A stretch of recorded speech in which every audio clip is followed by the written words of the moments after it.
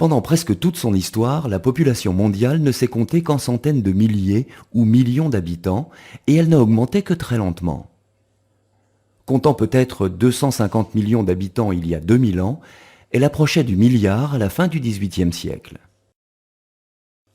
À cette époque, son rythme d'accroissement se modifie.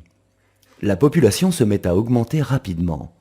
Elle atteint 1 milliard vers 1800, 2 milliards en 1927, 3 milliards en 1960, 4 milliards en 1974, 5 milliards en 1987 et 6 milliards en 1999.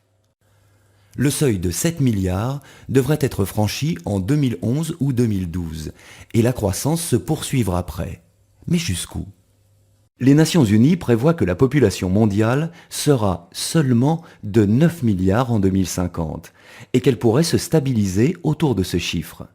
Sur quelle base reposent ces pronostics ? Et si l'on se tourne vers le passé, comment s'explique la lente croissance jusqu'au XVIIIe siècle ?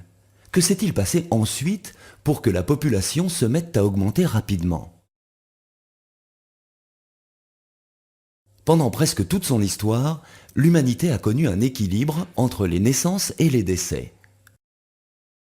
Les femmes mettaient au monde beaucoup d'enfants, en moyenne 6 chacune.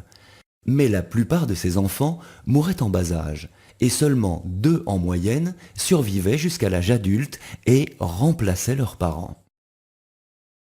En raison de l'équilibre entre les naissances et les décès, la population humaine restait relativement stable sur le long terme. Si elle augmentait, c'était lentement, à un rythme de quelques pourcents par siècle. Localement, l'évolution était marquée par des crises, comme les épidémies ou les famines. Mais une fois la crise passée, la population récupérait ses effectifs en quelques générations.